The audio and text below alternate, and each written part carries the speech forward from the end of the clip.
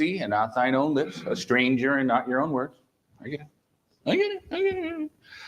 But how, sometimes we really go to the other extreme. Hey, you did a great job. Well, I'm nothing but a slimy, burnt-up worm crawling from the pits of the earth. I deserve nothing but stripes and wounds and bruises. I was just saying thank you for getting me my cup of coffee. You know what I'm saying, right? Like, I am so thankful to be able to look in this room and say, some of the very best people in my community are sitting in these chairs. We all know the glory goes to God. The minute I say something like that, and somebody goes, yes, I figure it's about time you noticed, then you're clearly not one of the people I'm talking to, because that's a terrible thing to think, But I'm looking at these people, I'm looking at every single one of you, I'm thinking some of the very best people in my community are in this room. And I hope every pastor feels that way, and they're allowed to be wrong, and I'm the one who's right. You know what I'm saying, right? No, it's really cool. One of the things that makes you so great is that you keep showing up for the Sunday school hour.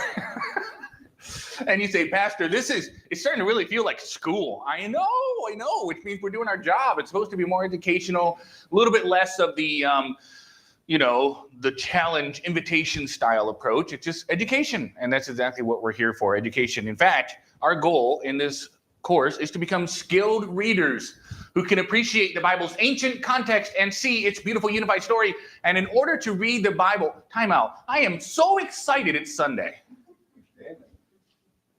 I got up this morning, I woke up, and I wake up at 5:05, 5:15. Today, the Lord allowed me to sleep into 5:45. Since daylight savings time, I've not been able to sleep in that late. And you say, oh, what a humble brag. No, please don't get me wrong.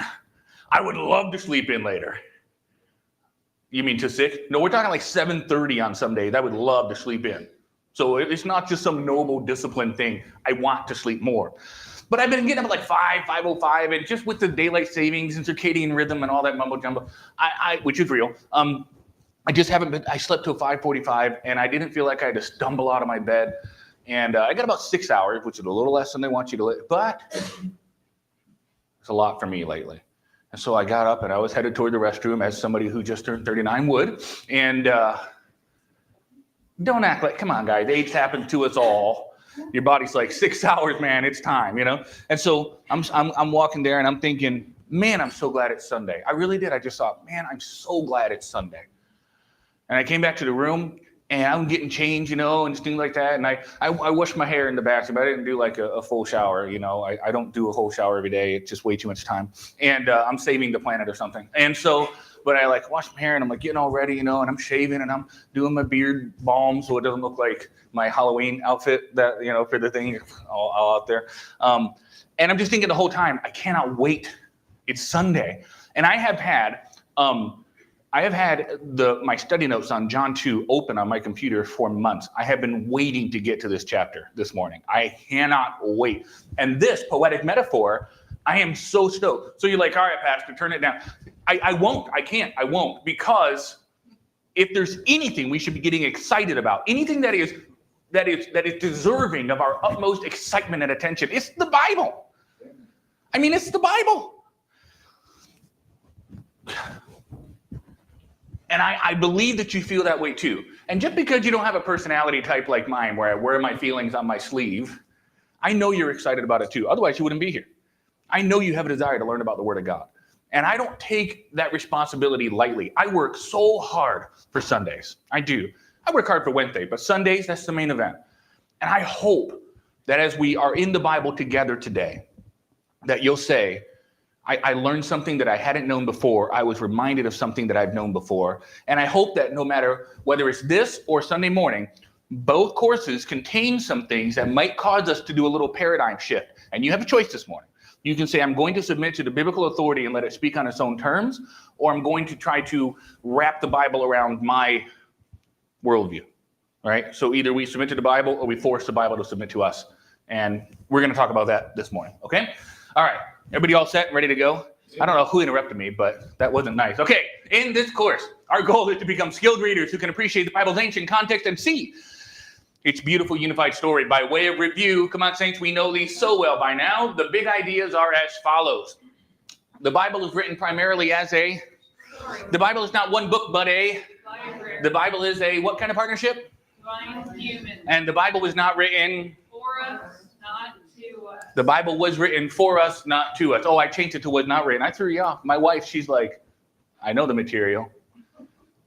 She's married to the teacher. All right. Yeah, the Bible is written for us, not to us. Can you tell she's the one who teaches and gives homeschool? I'm glad it's her, amen. All right. This week, we're going to continue our study on poetry and learn specifically about poetic metaphor. So here's the video for you from Bible Project. So we're learning how to read biblical poetry, which makes up over 30% of the Bible. Yeah, poetry is a way of writing that doesn't just communicate information. It invites us to experience ideas with our imaginations, using creative imagery, or what we would call metaphorical language. All right, let's talk about imagery and metaphor in biblical poetry.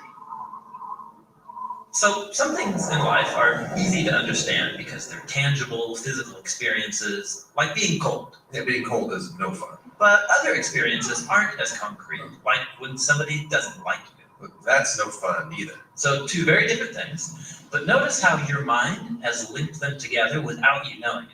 So when we say things like, she gave me the cold shoulder, or don't be so cold. You could also flip it around and think of affection as warmth. It took him a while to warm up to me, or she's a warm person. Exactly. So we take a basic concept like warmth, and then we map it onto an abstract concept like affection. It gives us a more imaginative way to talk about our experiences. We're thinking in metaphors. Yeah, they provide the framework for how our minds make sense of the world. Metaphors govern all of our thinking and language. Like right there, metaphors govern. That's a metaphor in and of itself, saying that ideas are rulers. Or think about a connected metaphor that competing ideas are at war.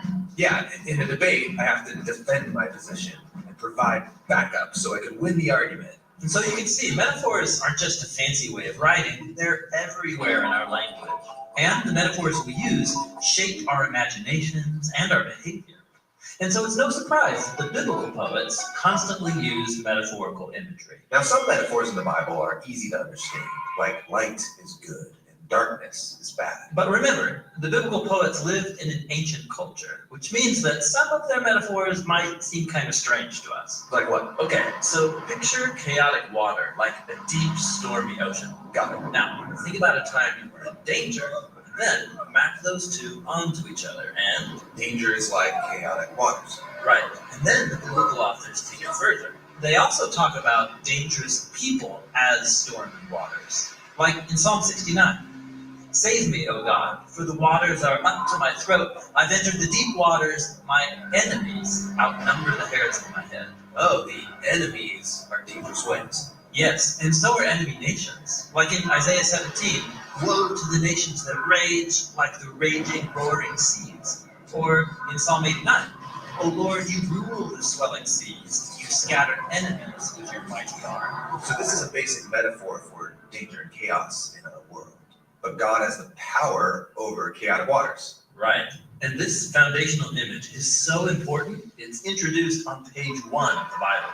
Oh, right. The uncreated world in Genesis 1 is a dark, chaotic ocean that God brings order to. Exactly. The image begins there and then develops throughout the rest of the Bible, and so does its opposite. If chaotic water is a fundamental image of danger, think about what dry land would represent.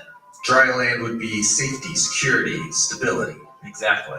Some of the most basic human desires. And that is what God's providing when the dry land appears in the opening pages of Genesis. And this is also where God plants the Garden of Eden. And it's no average garden. It's described with imagery of an ancient temple, high above those dangerous waters. And then from this garden temple flows a river that waters everything. So the human ideal is to be with God in a mountain garden temple. Yes, this image permeates biblical poetry, like when David celebrates God's presence in the temple in Psalm 65. How blessed is the one who's satisfied with goodness in your temple. A stream of God waters the land. You still the roaring of the waves and the turmoil of the nations. Now watch. Because the temple was associated with being close to God's presence, this high rock could become a metaphor for God himself. Like in Psalm 18, the Lord is my rock, and my fortress and my deliverer. And that's the image Jesus is drawing on when he says that listening to him is like building your house on the rock. Exactly. And so notice how these rich metaphors in biblical poetry are rooted in images from earlier biblical narratives. That's how metaphors work in the Bible. You need the narratives to understand the poetic images, and the images reveal deeper meaning in those narratives. Cool. Now, the largest collection of poetry in the Bible is the book of Psalms. And learning how to read the book of Psalms, that's what we'll talk about next. But for today, we're going to focus on metaphor. Metaphor in the biblical text. Biblical poetry, says Bible Project, citing Umberto Eco. Biblical poetry, just like the text of any culture, uses a core encyclopedia of production from which the poets draw to develop images and metaphors. What does that mean, Britt? Well, metaphor, Earl McCormack says, is about the art of juxtaposition. The poet is essentially a matchmaker.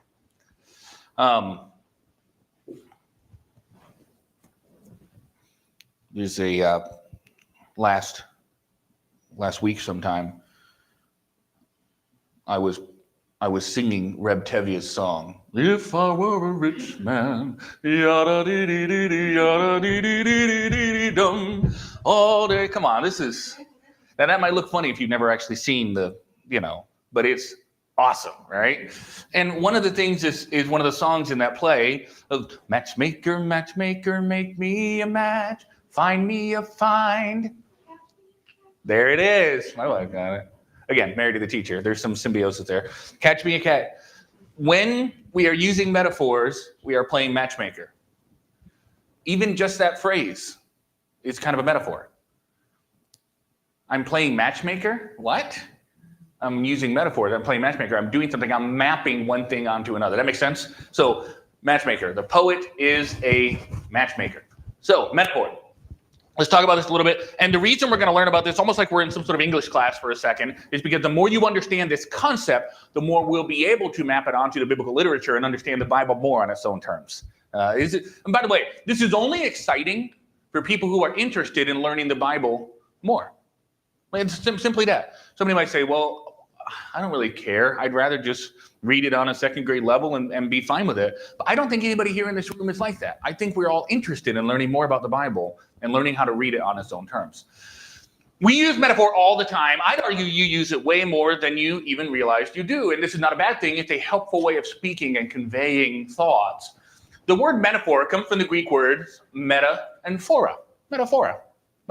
Meta, obviously meaning to change, right? So you have metaphora, meta meaning with or across, with or across, when used in conjunction with phora, and phora means to carry. So if meta means change, or in this context, across, moving from one place to the other, right? Then metaphora means we're carrying change onto something. We're carrying something across. We're bridging a gap. It was the transference of carrying across the property of one object to another object. Janet Sockett said this. She said, the metaphor is that figure of speech whereby we speak about one thing in terms that are seen to be suggesting of another. You say, Pastor, you were defining metaphor all over again. I know what it is. Well, hold on. I've been teaching long enough to know that sometimes one definition resonates with somebody and another person might say, I don't really care for that one. So we do a few. And one of them I think might hit home. If more than one do, awesome. To understand metaphor, we have to understand what it's not. Metaphor is not simile. Again, I think I said something briefly about this. I just dropped that like I had no hands. That's a simile. I dropped that like as if I had no hands. I'm comparing myself to someone with no hand. Or I could say, I have no hands.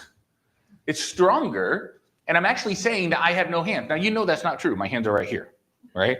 But if I say I have no hands, I'm trying to create a mental image of, well, me with this arm nubs, I guess, no hands.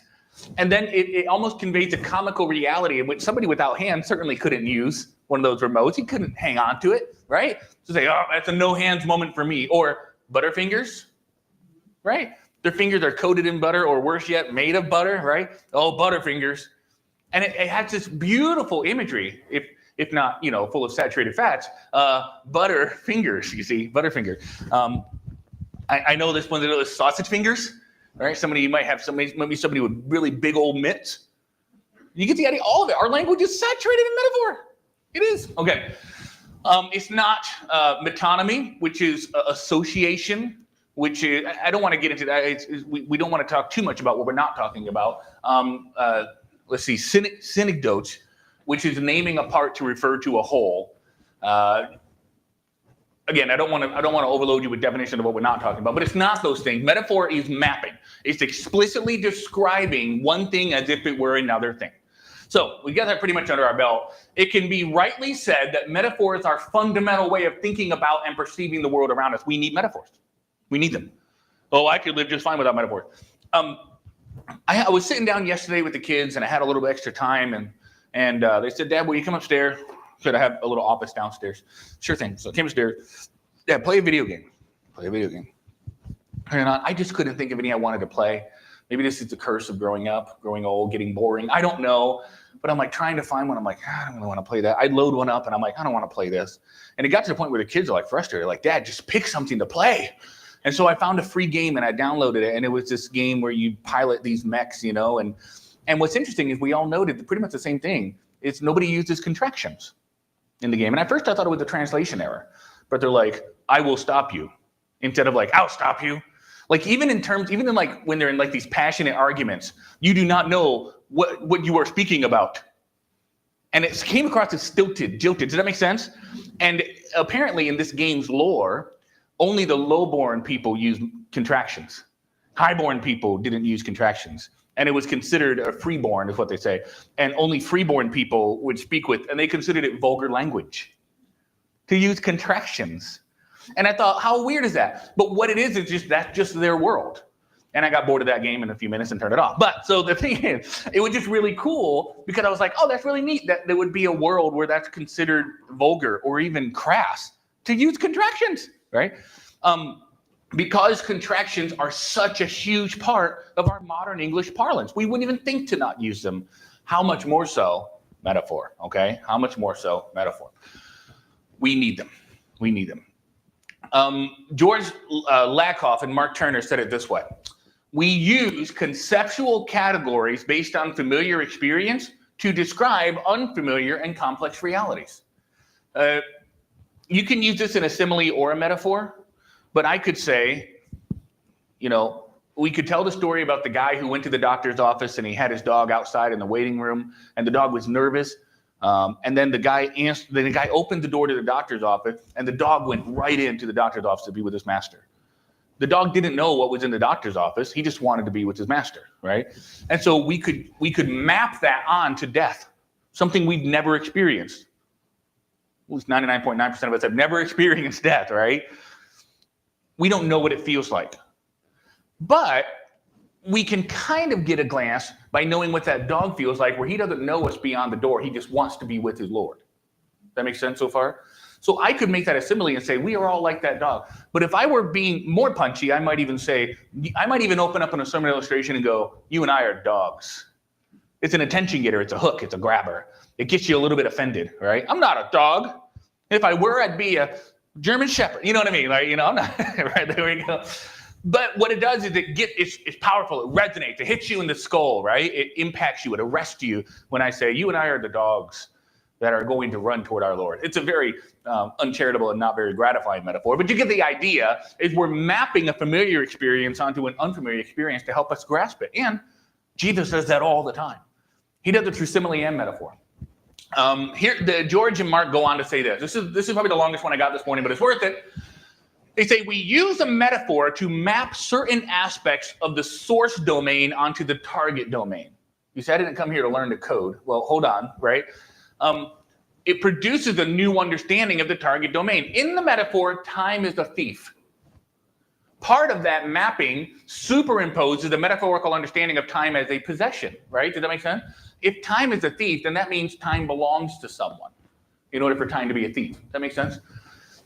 So this carries with it our normal feelings about possessions, that we have a right to keep them and that it's unjust for them to be taken away. So when I say time is a thief, we immediately does that make time feel like a good guy or a bad guy? Bad guy, because it's taking something away from us. But I don't have to look at time that way. In fact, there's a lot of different ways we can look at a lot of different concepts. What are some metaphors you could use to describe life? Go ahead. Raise your hand, shout them out. I don't care.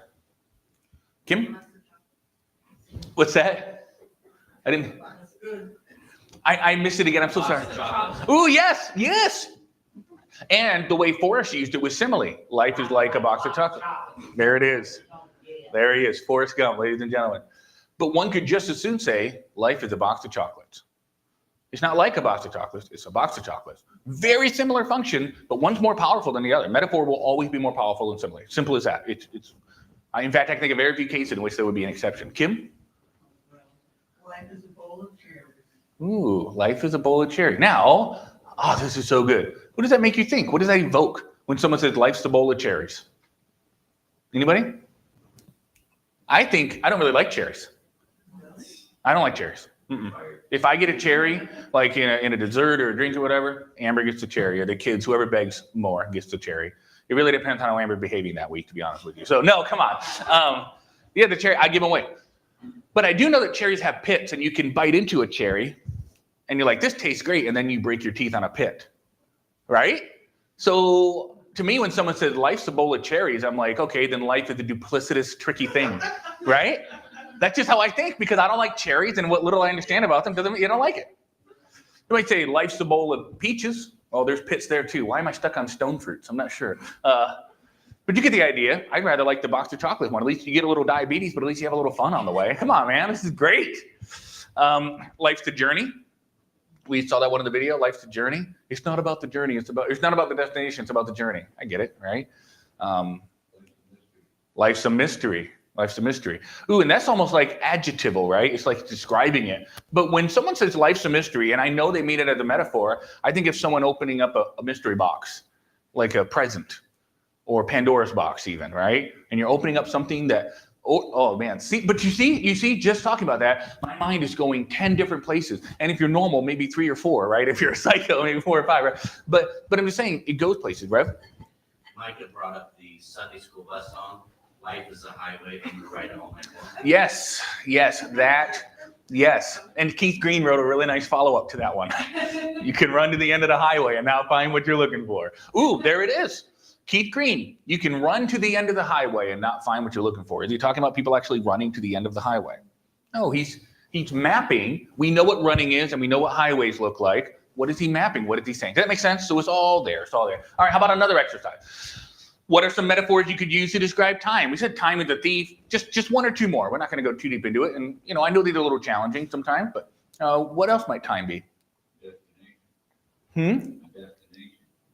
Time is the destination. I hadn't really thought about it that way. But here's the thing. You might say, Steve, that doesn't immediately resonate with me. But the fact that he said it means that it resonates with him, and it invites us all to step into that metaphor and try to figure out what he's trying to say, right? And it's brief and succinct, and he's saying it. And it will cause us, this is huge, it will cause us to try to understand what Steve's experiences that's making him say it that way.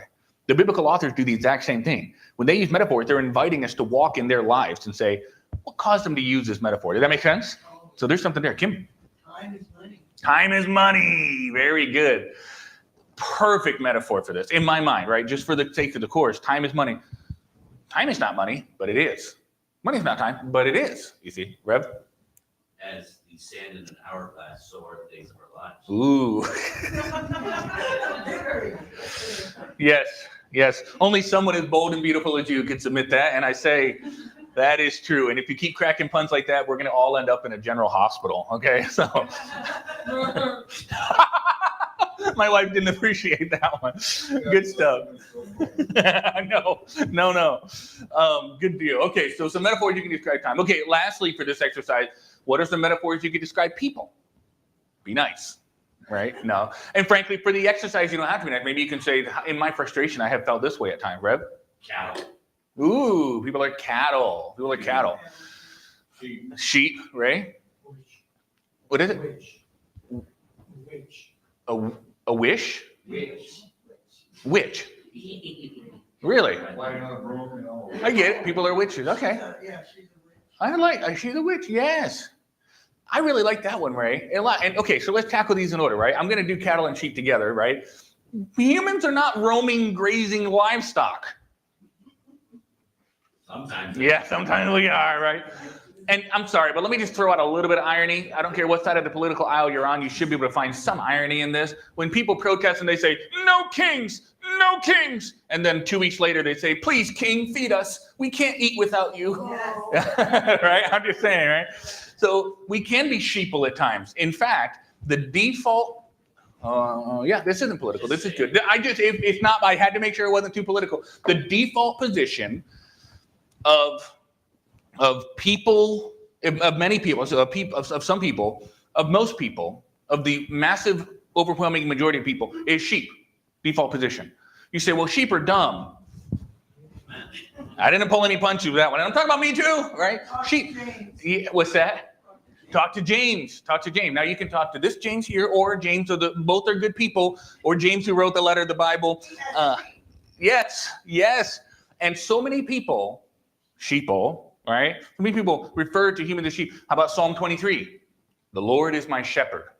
I shall not want or lack. We're actually going to see that in John 2 today. Want means lack. The Lord is my shepherd. I lack nothing. I'm not going to lack anything with him as my shepherd.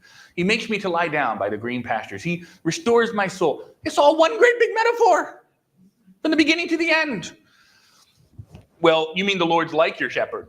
Yes, but I said the Lord is my shepherd. It's a simile times 2, right? So when we are cattle, we're being driven. I think of cattle as different than sheep because cattle are more stubborn, I think, in my mind. Maybe not, right? What's that? Driven, not led. Driven, not led. Right? You shouldn't treat cattle that way. Well, they had to hold up their end of the bargain too. Come on. They're more delicious. Yes, they're more malicious indeed. Sheep. Oh, yeah. Sheep, if you say, I don't like being compared to as sheep, the prophets and Jesus used cattle too, which are more malicious and more stiff-necked, the Bible says. Ones who would say, I don't want to go. No, right? Cattle. Sheep are just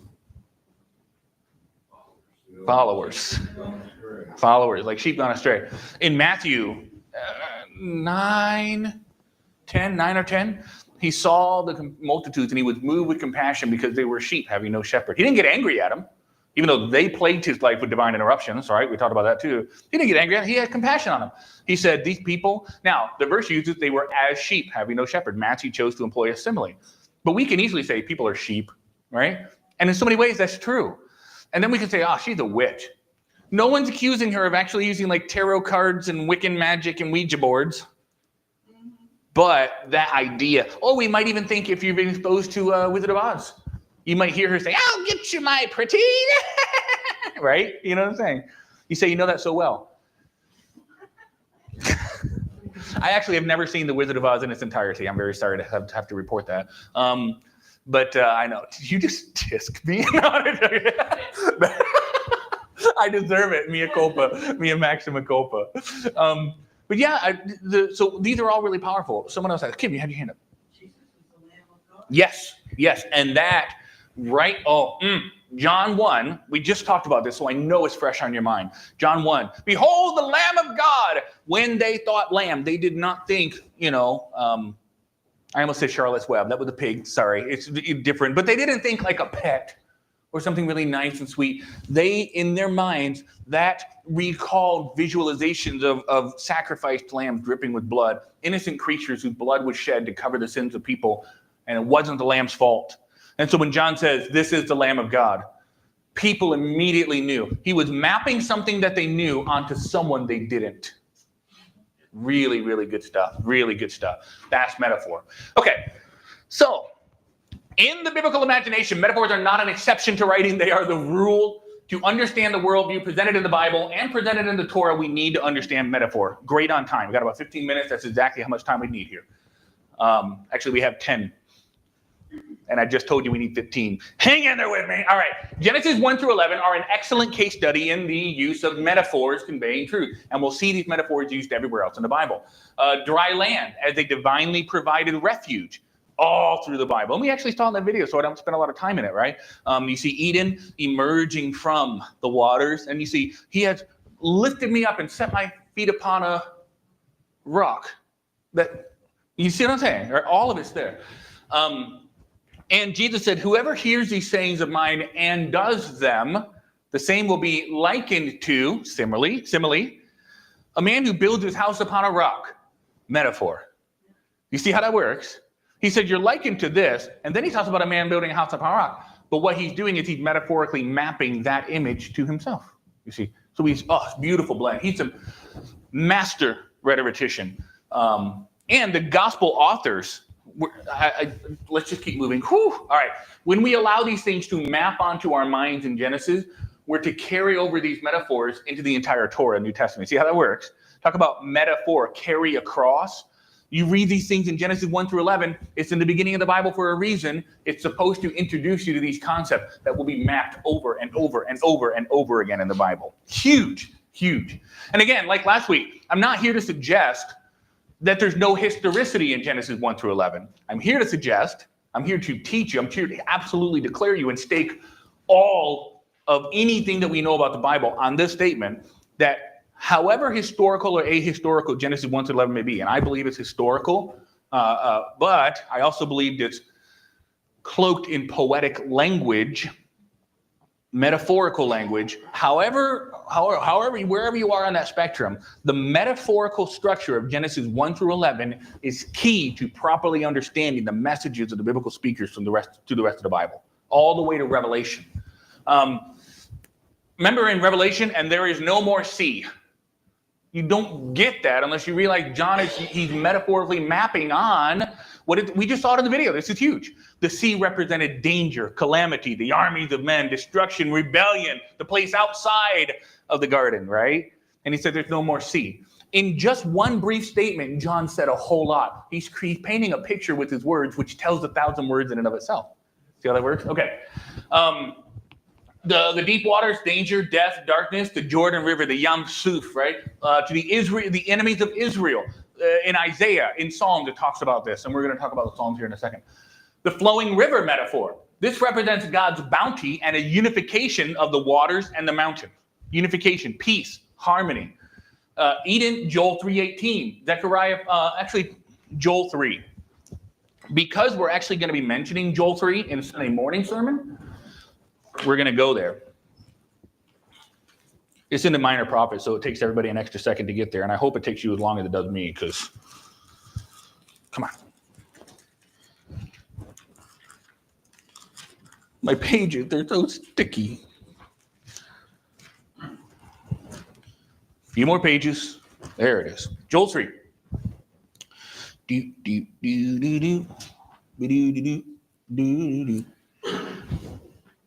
18. Yes. Check this out. In the end, God promises through Joel 17, you'll know that I am Yahweh your God, dwelling in Zion, my holy mountain. Then shall Jerusalem be holy, and there shall no strangers pass through her anymore. We should build our immigration policy. No. Listen to what Joel's saying, not what we want to map onto the scripture. Did that make sense, right? Look at verse 18. And it shall come to pass in that day that the mountains shall drop down new wine, and the hills shall flow with milk, and all the rivers of Judah shall flow with water, and a fountain shall come forth of the house of the Lord, and water in the valley of Shittim. Egypt shall be a desolation, and Edom shall be a desolate wilderness for the violence against the children of Judah, because they've shed innocent blood in their land. But Judah shall dwell forever, and Jerusalem from generation to generation. You see how this works? Oh, actually, look at the last verse. For I will cleanse their blood that I have not cleansed, for the Lord dwelleth in Zion. There's forgiveness, restoration, unification. You see it all? And you have these rivers flowing from the mountain. If you don't map these concepts onto what Joel's saying, you're going to miss what Joel's saying. You're going to go, yeah, that sounds nice. It's more than nice. It's a prophecy. Fitting, because Joel is a prophet. See how that works? But it's a prophecy that as they listen to this, their ears would go, oh, I hate using references from pop culture because A, it exposes me as a person who watches TV once in a while, and B, some of you may not resonate with it because you've never seen X show, or you might not even like the show. Fine, whatever. There is a recurring joke in NBC's television program, The Office. I'm sorry, right?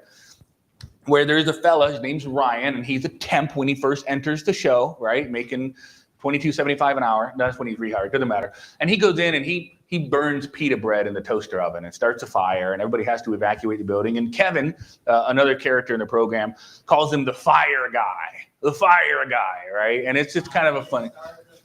There it is. Yeah. All right. So Adam's seen it too, so I'm not alone here. All right, here we go. So sure enough, the joke is that he's fire guy. Well, later on, Ryan gets elevated to a position of everybody's boss, and then later he's fired. And so Kevin walks up to him and goes, "Fired guy." Now, if you didn't know that he was called Fire Guy a couple seasons before, Fired Guy wouldn't make any sense. Well, then he gets rehired as a secretary, and he's answering phones, and then Kevin goes, "He's Hired Guy." And yeah, the jokes are becoming pretty tired, guy. You know what I mean? But all of these things are mapping back to the first time it was mentioned. And if you don't know what happened then, his jokes don't make any sense. Did that make sense so far? Right? So it's a silly illustration, but if you don't know about fire guy, then fired guy and hired guy make zero sense. Same thing with Joel 3:18. You go, oh, fired guy. Okay, that's poetic, I guess. He's referring to something. That has a much more robust understanding if you've watched season 1. Genesis 1 through 11 is season 1 of the Bible. Well, I like season 2 and 3 better. Everybody does. But season 1 is necessary to understand the rest of the seasons. Does that make sense? Kind of a silly illustration, but actually, hey, listen to what I just said. Genesis 1 through 11 is season 1. See what I did there? Didn't even realize I did it. You do it too. I mapped something that's maybe a little more alien to something that's maybe a little more familiar. Oh, I like season 1. And then I said, well, season 2 and 3 are better. I've doubled up on that metaphor. See how that works? We always do this. And we need them to convey, especially when you're trying to teach. Say, Pastor, I sure wish you'd wrap this up because to use a metaphor, you're short on time. That's not a metaphor at all. Okay, so peace with animals is a recurring metaphor in the Bible. When you see it, it's recalling these ideas of, and you see it in Eden, and you see it again in Revelation, and many times the lion will lay down with the lamb. Beautiful stuff. Tree of life. Most find their launching pad in Genesis 1 through 11. Now, we don't have time for it. Psalm 46. Seriously, there's a whole bunch of notes. I'm going to give them to you before I forget. Whole bunch of notes. You can read in Psalm 46 all kinds of metaphors. Psalm 46 is like the metaphor psalm. But Lady Wisdom in Proverbs. You know a lady called Wisdom? But she's Lady Wisdom, right? You see the idea? We may talk about Psalm 46 next week in the Psalm. I'm not entirely sure, but there's living metaphors. My marriage to my wife is a metaphor. Your marriage to your spouse is a metaphor. It's a picture of Christ in the church. It is Christ in the church, your marriage, okay? Children, family, offspring, these are all parts of the divine metaphor. And when we pick and choose, I'm going to move on. All right, here we go. The purpose of metaphor is both to cast up and organize a network of associations. A good metaphor is a new vision, Janet Saki says, the birth of a new understanding, a new referential access. She says a strong metaphor compels new possibilities of vision. New possibilities of vision. William Brown, this is the last quote. William Brown says this: metaphors do something to the reader, enabling them to perceive differently. In the event of a metaphor, two or more modes of perception are juxtaposed and fused so that mapping occurs.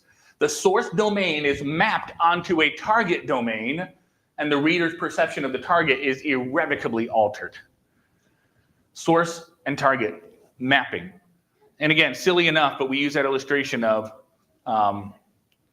Genesis 1 through 11 are seasons 1 of the Bible, right? It's a really interesting way of thinking about it. So the idea of many biblical concepts existing as metaphor may be uncomfortable or scandalizing for many. And there's plenty of biblical events that are called metaphor that are not. The resurrection of Jesus is not a metaphor. That's a real thing, right? And we have to know how to be able to tell the difference. I would say the resurrection of Jesus is a living metaphor. He rose again. And there's an accidental metaphor that I found by accident when I was in John chapter 2. On the third day, there was a wedding in Cana. So Jesus is baptized, and on the third day, 3 days later, his ministry begins. And what's his first ministry? Well, we'll have to talk about that in order to understand the third day metaphor. John is doing something. He's helping us see something. It's a living metaphor. Anyways, there's a lot there. The closer we get to understanding metaphor and how the biblical authors implemented them regularly and with great efficiency and skill, the better we'll be at reading scripture on its own term. Next week, we're going to jump into the Psalm, but for now, this has been lesson 9 of basics of biblical literacy. Let's take 5, greet one another and mingle like you mean it, and we'll start church here at about 10:32, 10:33.